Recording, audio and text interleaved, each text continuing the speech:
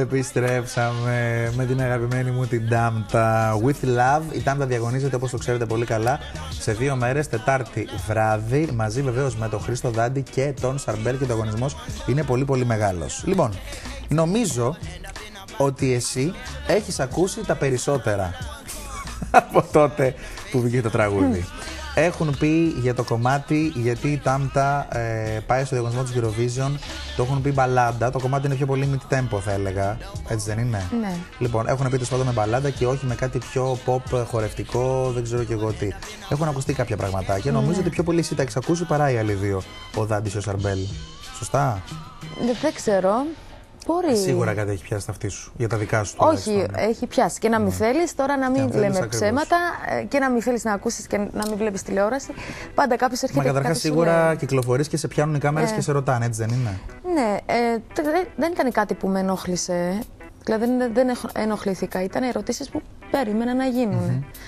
Συν τότε, συγγνώμη, έχει ακουστεί και το άλλο, δηλαδή το πήρε και εμένα ταυτί μου, ότι γιατί πηγαίνει η Τάμτα υποψήφια, η οποία δεν είναι από την Ελλάδα, είναι από τη Γεωργία. Ναι, σε αυτό έχω απαντήσει. Βέβαια, εγώ ξέρω ότι δεν υπάρχει κανονισμό στη Eurovision.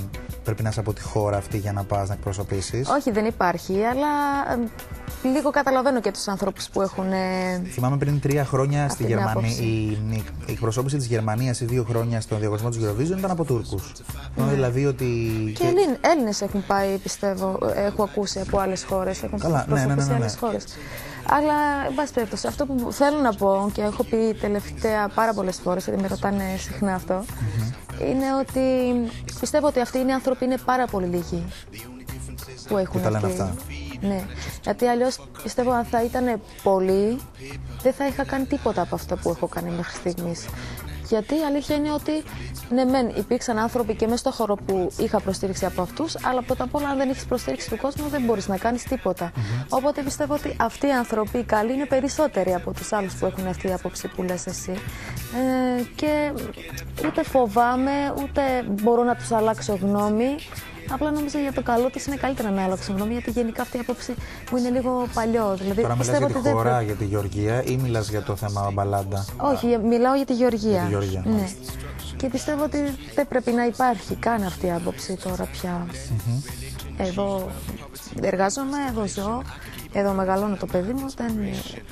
Δεν ξέρω ότι άμα έχουν λόγο να μου το πούνε αυτό. Την αγαπάς την Ελλάδα, έτσι δεν είναι? Εννοείται. Εντάξει, δεν μ' άρεσε να βγαίνω και να δηλώνω αυτό. Γιατί δεν ξέρω πόσο με πιστεύει ο κόσμος και μπορεί να με πιστέψει, αλλά αυτό νομίζω κάθε λογικός άνθρωπος πρέπει να καταλάβει. Γιατί ήρθα σε μια ξένη χώρα έχοντας και αυτές τις ευκαιρίες, έτσι δεν είναι? Ναι, οπότε εντάξει, νομίζω είναι κάτι πάρα πολύ λογικό να αγαπώ την Ελλάδα, πάρα πολύ. Τα μου, ό,τι αφορά στο τραγούδι, τι έχεις να πεις για όλο αυτό που έχει ακουστεί? Εντάξει, και εγώ η αλήθεια είναι, μόλις άκουσα ότι θα είσαι στην Eurovision, χωρίς να ακούσει το τραγούδι, επειδή είχα ακούσει το χτες που ήταν super hit, και γενικότερα όλο το pop αυτό, ξέρεις, το image σου κτλ. Το νερό τρομερό, δεν τελειώνει έτσι η αγάπη. Δηλαδή πήγε το μυαλό μου σε κάτι, ξέρεις, σαν αυτό που σε έχω συνηθίσει. Ωραία, είναι λογικό αυτό. Γιατί να σου πω αλήθεια, και εμένα αυτή η εικόνα μου ήρθε από την αρχή όταν μου είπανε. Αλλά όταν κάτσαμε και ακούσαμε τραγούδια και ξαφνικά επιλογή των όλων μας που ακούγαμε τα τραγούδια σταμάτησε στο συγκεκριμένο κομμάτι, δεν υπήρξε λόγος να ψάχναμε κι άλλο. Δηλαδή ήμασταν περίπου 15 άνθρωποι, ακούμε 7 τραγούδια από τα 50 που διαλέξαμε, όπου ανάμεσα σε 7 ήταν και dance, ήταν και λίγο rock, ήταν διάφορα κομμάτια και ήταν ένα από τα κομμάτια το With Love. Και κάτι άλλο μας έκανε αυτό το κομμάτι, δεν ξέρω, και εμένα προσωπικά, εσύ που με ξέρεις καλύτερα, εγώ αγαπώ πάρα πολύ τις μπαλάντες και έχω πει και στο Super Eye το πάρα πολύ και νομίζω ότι είναι δυνατό πλευρό μου κιόλας. Η μπαλάντα αναδεικνύει τη φωνή σου πάρα πολύ. Ναι, εντάξει, εγώ αγαπώ. Έχω και μεγαλώσει σε μια χώρα που, ξέρεις, στις μπαλάντες μεγαλώσαμε τότε.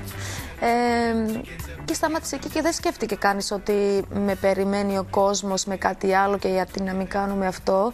Γιατί, κοιτάξτε, αν δεν ήμουν εγώ σε αυτό το τραγούδι, δηλαδή θα έπαιξε κάποιο ρόλο ή θα με είχε βάλει κάποιος ότι όχι, αυτό πρέπει να πεις, δεν θα μπορούσα να το προστηρίξω. Απλά πιστεύω ότι το έχω αυτό το κομμάτι πάρα πολύ μέσα μου και γιατί να μην όχι, δεν καταλαβαίνω. Με αυτό το τραγούδι. Ναι. Το κομμάτι αληθεύει ότι θα είναι διαφορετικό μεθαύριο Τετάρτη, η version εννοώ, μην μπούς τώρα πώς θα εμφανιστεί στη σκηνή, αυτό το κρατάς για σένα και καλά θα κάνεις.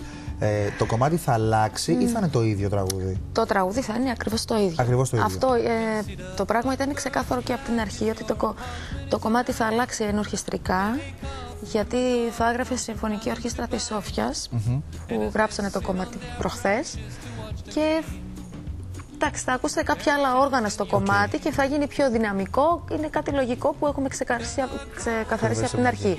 Αλλά εννοείται το κομμάτι δεν θα γίνει ούτε dance, ούτε χορευτικό, ούτε. Αλλά dance θα γίνει σε άλλη εκτέλεση, βέβαια, όχι απλά για την Eurovision. Μπορεί να γίνει κάποια στιγμή, αλλά όχι για τώρα.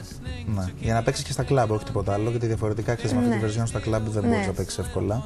Πάρα πολύ ωραία. Λοιπόν, κρατάμε εδώ πέρα την κουβέντα μας. Επιστρέφουμε σε λίγο. Εσείς συνεχίζετε να μου στέλνετε γραπτά μηνύματα για να κερδίσετε το With Love από την Tamta. Αυτό εδώ το promo CD single που έχω στα χέρια μου. Λοιπόν, MAD και ενώ το ονοματεπώνυμό σας και σε παρενθεσούλα τη λέξη D. Τίποτα άλλο δεν θέλουμε. MAD και ενώ ονοματεπώνυμο και σε παρενθεσούλα τη λέξη D στο 4%. Για να δούμε πώς ακριβώς ξεκίνησε η Tamta μετά το Super Idol, όταν κυκλοφόρησε το πρώτο της CD. Φτες.